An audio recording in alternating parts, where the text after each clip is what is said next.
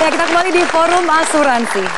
Ya, sekarang kita melanjutkan pembahasan kita mengenai apakah sebetulnya lebih baik kita membeli produk unit link saja atau kita pisahkan, kita membeli produk asuransi dan investasi.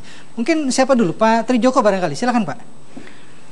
Saya pikir di dalam perencanaan keuangan yang memutuskan membeli ini, membeli itu, seharusnya nasabah itu berdasarkan fact finding yang dilakukan oleh para agent atau para perencana keuangan. Ya, kedua-duanya itu betul dan kedua-duanya juga produk yang bagus. Ya, jadi sebetulnya kalau dipilih mau taruh deposito, taruh reksadana, taruh unit link itu akan jadi perdebatan yang tidak habis-habisnya. Di dalam perencanaan keuangan kami mengenal yang namanya portofolio. Di dalam keuangan seseorang dia ada portofolio yang bentuknya liquid atau tunai seperti rekening bank, deposito, reksadana, dan asuransi seperti unit link. Untuk portofolio yang tidak liquid, dia ada rumah, ada emas, ada tanah, ada segala macamnya. Kita bicara yang portofolio yang liquid, ya. Nah, masing-masing produk ini mempunyai kelebihan dan kekurangan.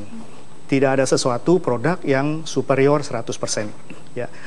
Kalau di sini pertanyaan adalah apakah dia pisahkan antara asuransi dengan reksadana, tergantung juga sebetulnya. Karena kalau dipisahkan dia harus berhadapan dengan dua perusahaan, dengan dua kontrak dan seterusnya.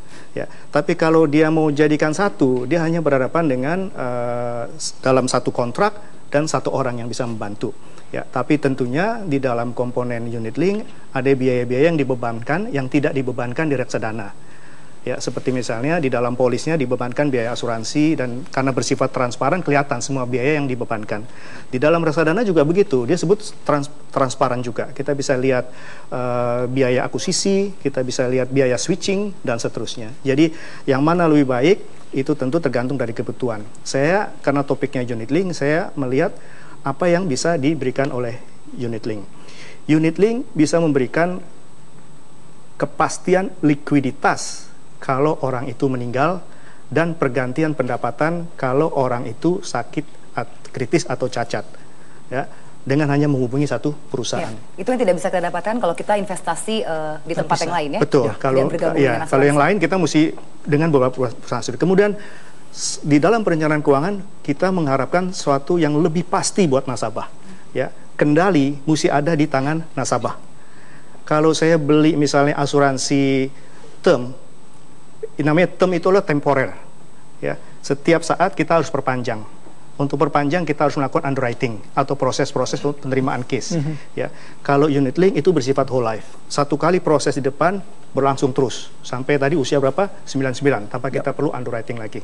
Ya. Mungkin ini pandangan dari Pak Trijoko sebagai perencana keuangan. Mungkin dari perusahaan barangkali. Silakan. Let me add, let me reiterate. The unit link product is designed for its convenience and flexibility.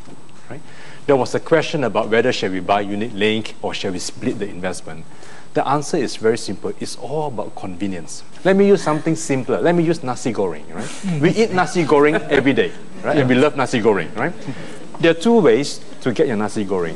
Number one, you can go into a warung or a restaurant. You pay a fee. You get a nice bit of nasi goreng in front of you. That is convenience. Or you can go to a wet market, you can buy the rice, the vegetable, your kicap manis and all your stuff, take it back home and cook yourself. That's equally good. To me, it's all back to the customer's choice. Ada tambahan Pak Pras barangkali?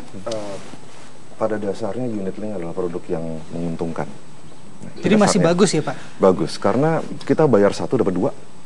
Ya, kalau saya coba ilustrasi juga kayak shampoo, ya shampoo kita beli two in one, ya ada shampoo-nya sendiri sama conditioner. Tapi kita perlu tahu resikonya itu masing-masing.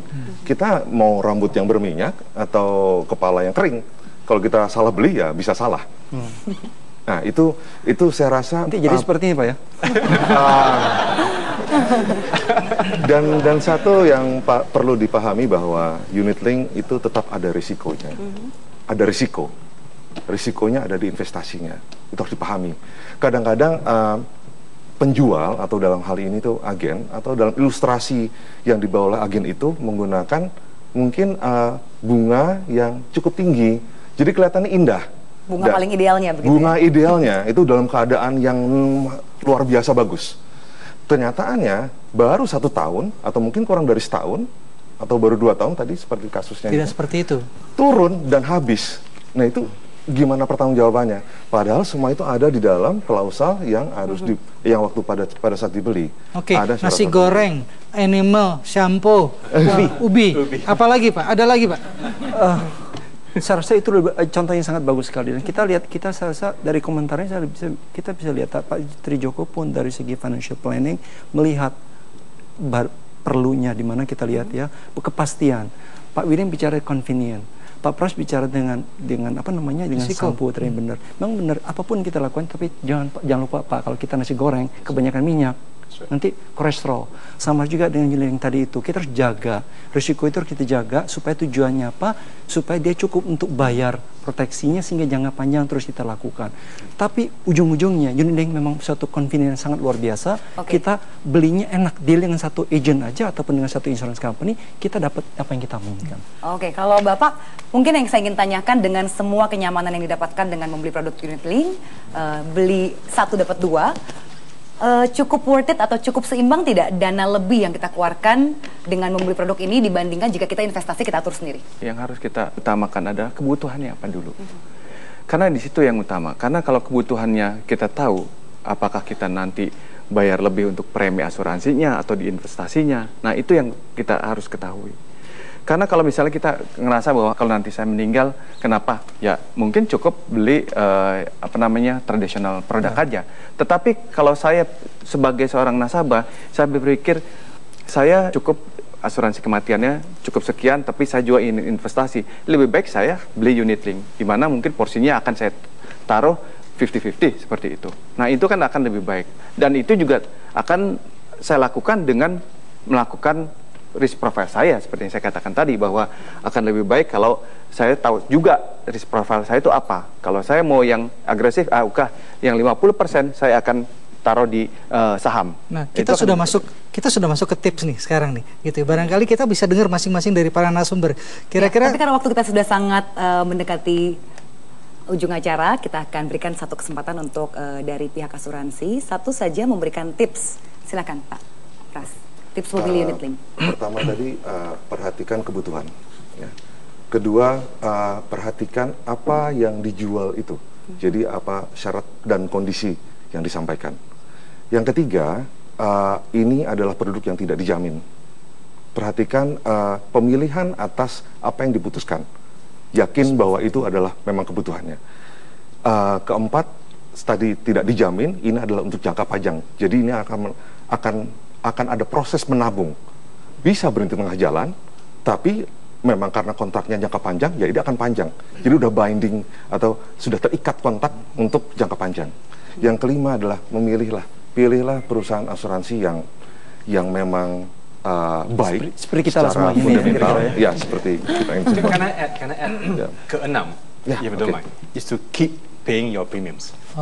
Oke, berarti jangan ditutup itu menurut Pak William ya. Baik, terima kasih untuk bincang-bincangnya mengenai produk unit link. Semoga ini bermanfaat bagi para pemirsa dalam menentukan perencanaan finansial mereka ke depannya. Betul, Sheryl. Terima kasih kepada para narasumber dan para hadirin yang sudah hadir di studio.